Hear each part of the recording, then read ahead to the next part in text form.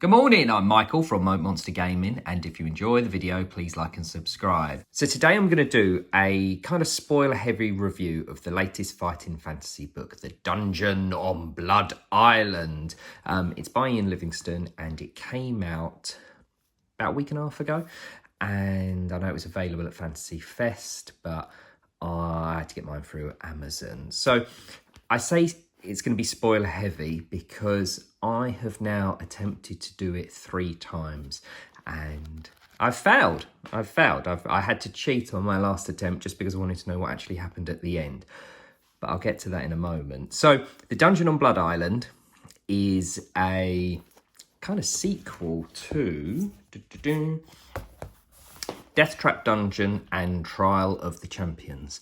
So the gentleman who I'm going to say Fang, built Deathtrap Dungeon and pitted everybody against it as the awesome blood beast, his brother, Lord Carnus, has created his own dungeon on Blood Island because the pair of them are kind of in like a one-upmanship with who can have the better dungeon, and I'm pretty sure they're always trying to kill each other anyway. They are mentioned in both. One of the reasons why it's because it's 40 years of Deathtrap Dungeon this year, which is why I kind of got a sequel here. So Lord Carnus, who's your standard rich evil fella, who we often get in fighting fantasy, there he is. He has hidden an orb in the middle of his dungeon, and you've got to find it, and it's literally filled with traps. So that's the basic premise of the book. So just a quick look at the art. So we've got the Raptor Rex here. So it's literally filled with monsters. There's a lizard man. So the art's quite good inside as well. Some witch.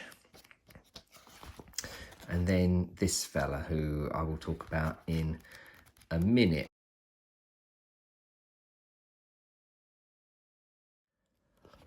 So we have a map here. So the whole thing is set on Blood Island, and you sail there from the coast.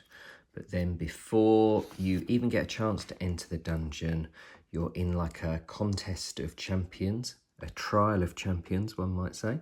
And it eventually gets whittled down to 5 people, and then they end up going off into the dungeon. You actually do come across some of them as you play through. Now, the first spoilery piece is, if it looks like a trap, it's probably a trap. I did find it a little bit simple in places, not too simple, I had to cheat to complete, remember, where basically if it looks like a trap, chances are it's going to be a trap, and that trap will then cost you either some luck or maybe a detriment to your skill. It's generally not good. So that's the first thing. If it looks like a trap, it's probably a trap. In fact, I can tell you right now, there's a trap on this page here. And the next thing that I actually found quite rewarding is kindness and generosity in the dungeon is rewarded. So if you are playing through it, then I would say be kind at every opportunity that you can, because it is worthwhile. So the reason, as an example of one of the kindness is, so the reason I say I had to cheat is because the whole dungeon is like a scavenger hunt. And I have played a lot of fighting fantasy books over the years. I'll admit I didn't do the 240th ones. I've never got round to playing them, but this has now spurned me on, so I'm going to give both of these a try because I've had them sitting on the shelf for ages. But I've played through a lot of the Jonathan Green ones because I think he's without a doubt my favourite of the fighting fantasy writers. And I don't ever remember any of the other ones, including the original ones, being such a scavenger hunt as this. Now, this is where I've then had to cheat, I suppose, because you know, I was utterly convinced I wasn't going to stick my thumb in and turn pages and check, and I didn't fudge me dice rolls.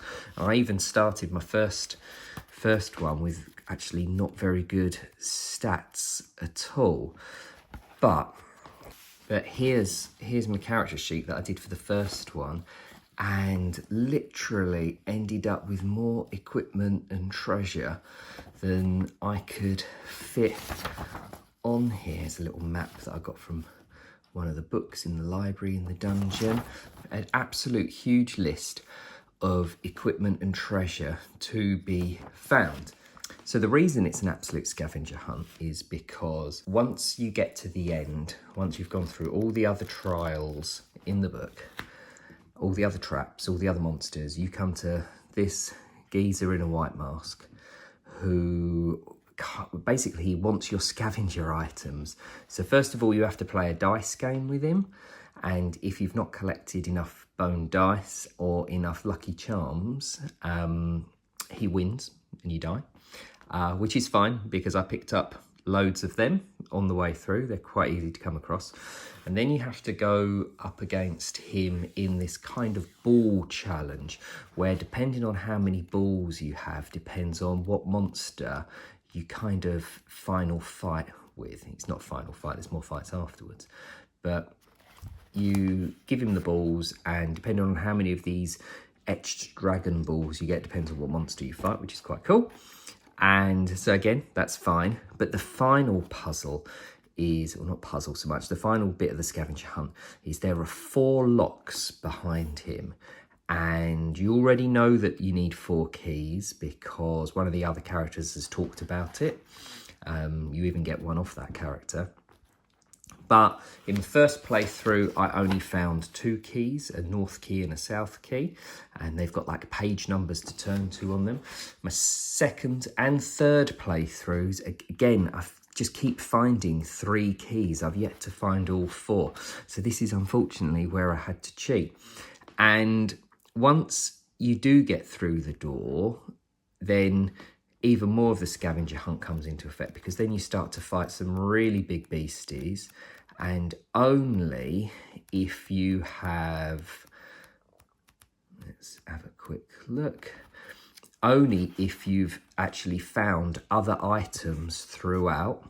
So this one, there's a potion of mind control, and there's a lava monster as well, which requires you to have found a ring with a certain page number in it. Fortunately, I had all the other items when I eventually skipped through, and I've always found all the other items. The problem always seems to be I can't find the 4th key. In fact, it's the 3rd key I can't find, because I can't find because I've found the bottom key. So I kind of knew where to eventually turn to. You don't actually die if you get completely locked out by not having enough keys and you beat all the other trials. Instead, you just leave the dungeon empty-handed. So I did really enjoy it. I just wish that you weren't locked out of finding the dragon orb at the end if you don't find the 4th key. I now look forward to doing, I think I'll do this one next. Thank you very much for looking. Take care.